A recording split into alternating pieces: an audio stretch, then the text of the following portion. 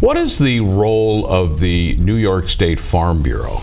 Thanks for that. That's a good thing to explain. Farm Bureau is a not-for-profit entity. The Farm Bureau movement was started in 1911 in Binghamton, and it was an outgrowth, essentially, of the Chamber of Commerce of Binghamton, wanting to reach out, local merchants saying, let's reach out to the farm community outside of Binghamton and kind of bring them into the process of getting local products into the city and creating some trade opportunities.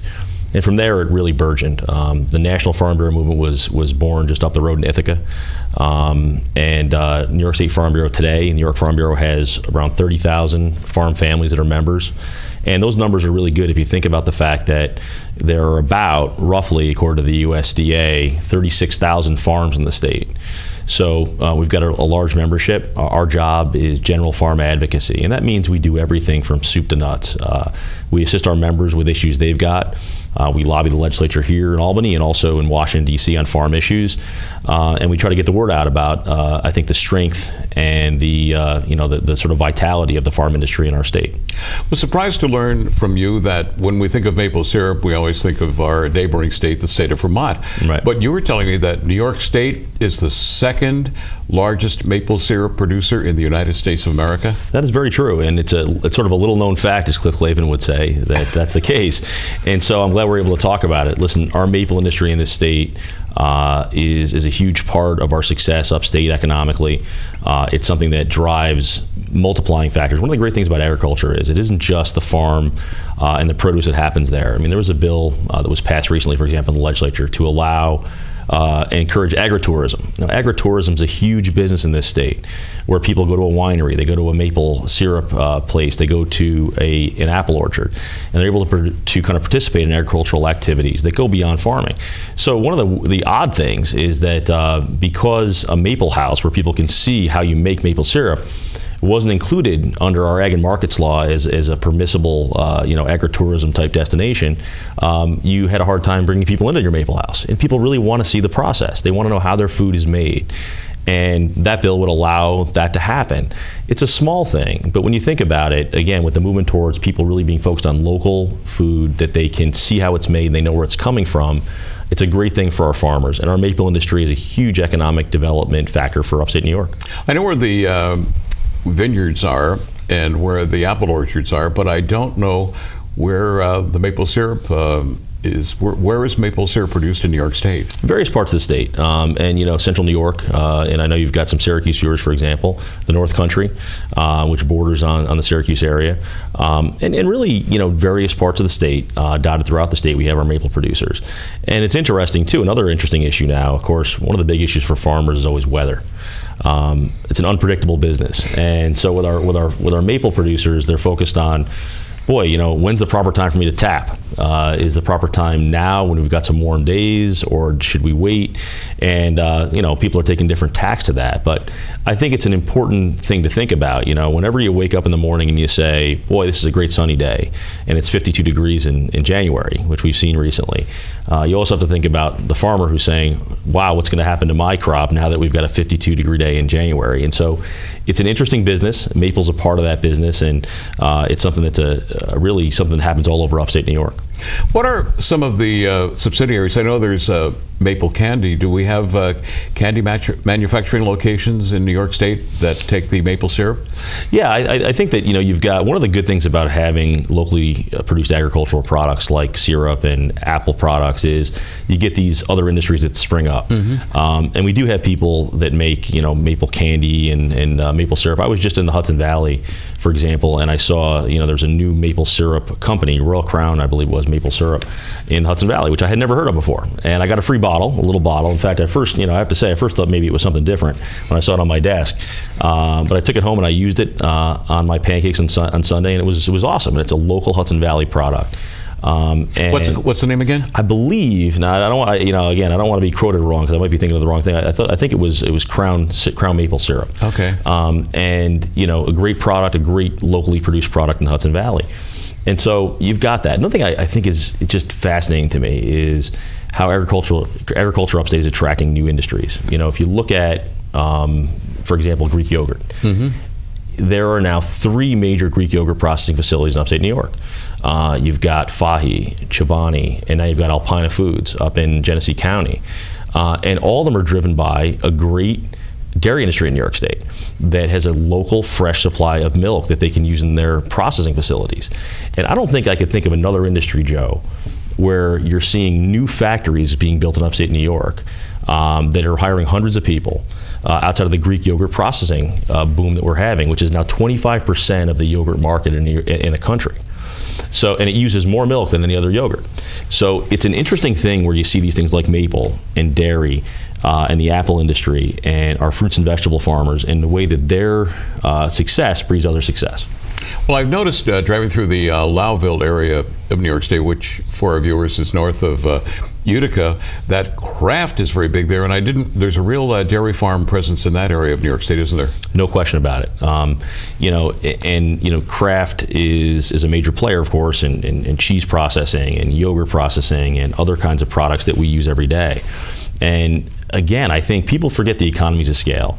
If you've got to truck in your dairy products and your milk from other states, the cost is much higher. You've got to bring the product here. You got to pay for the gasoline in this economy.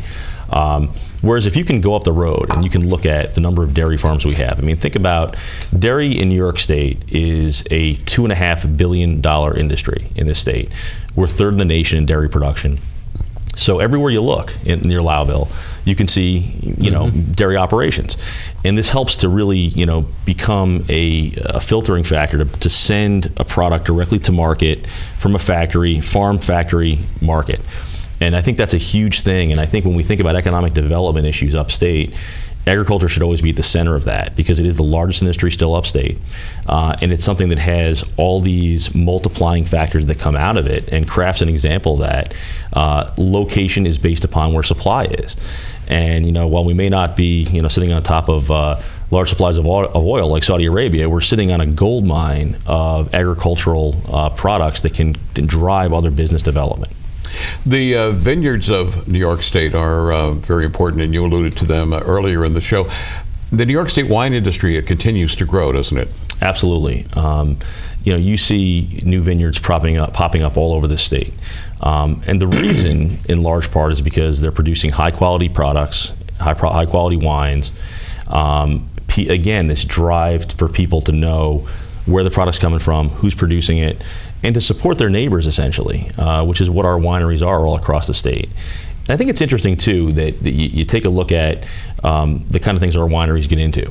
You've got a great winery in the Hudson Valley, and it's got a great story. It's called Brotherhood Winery. And it's the oldest winery in New York State, in the whole country. And the reason is continuous. Okay. Because they were able to operate through Prohibition. Okay. As a producer of Manischewitz. Okay. So it's a rare thing. So it's an old business. But is it owned by a religious order? Not you said Brotherhood.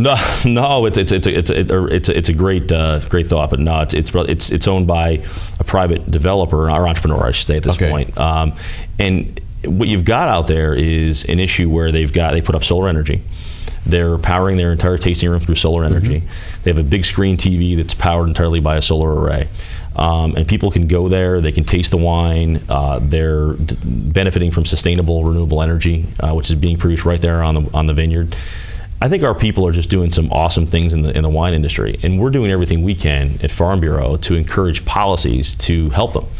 Whether it be to get funding for the Wine and Grape Foundation, to make sure that they can research new techniques of growing grapes in New York State and producing wine, or looking at ways to streamline paperwork for farm wineries, which is something that we've been working hard on the last couple of years.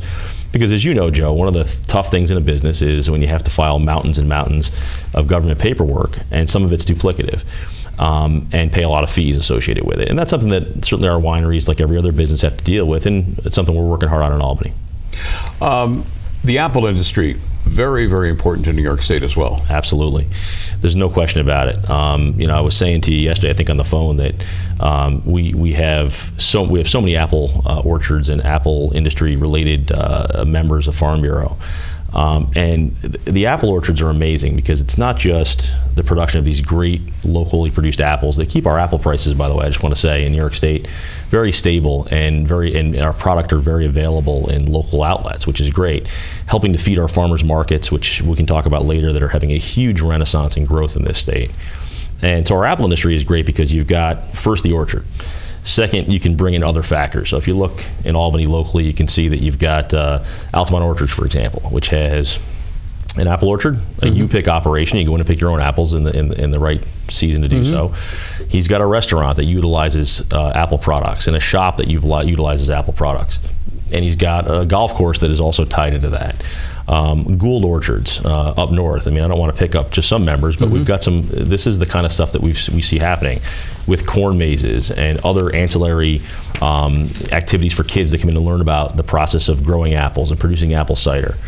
These give us the opportunity as farmers to look at not just selling a commodity, educating the public about what we do, letting people see the process, and letting people benefit from all the products that come from it. So the apple industry has been tremendous, I think, in promoting those things in New York State. And let me mention as well, the state of New York's been a partner in that because there is support through the Ag and Markets, Department of Ag and Markets for the apple industry, an order that allows some funding for promotion and research for the apple industry, which has proved to be very successful in helping that industry to establish itself in New York State and to grow. I understand China is one of our biggest competitors when it comes to apples, and we watch Beijing television once in a while, and on Beijing television, China is pushing its own wine industry. How is New York State battling the competition from China? That's a great question. I think people forget, because we do have a real focus, and that's fine, on locally produced food and local markets. But agriculture, like everything else, is a global industry. So when you have apple production in New York State, or dairy production, or you grow fruits and vegetables, you're competing with the entire world. And China is, of course, an emerging competitor in all different ways, whether it's an energy or production of manufacturing goods and also agriculture. So there's no question we have to look at that. So some ways I think that Farm Bureau has been active to try to make sure that we're on a level playing field is, we've been very active on the federal level, seeking protections in various trade agreements. For example, there were some new ones that were signed, for example, recently with South Korea, and also with some Central American countries, that established a kind of a level playing field for trade between those areas between us and those areas of the world. And that's vitally important, because in order for our agricultural industry to grow and prosper, we have to have new markets.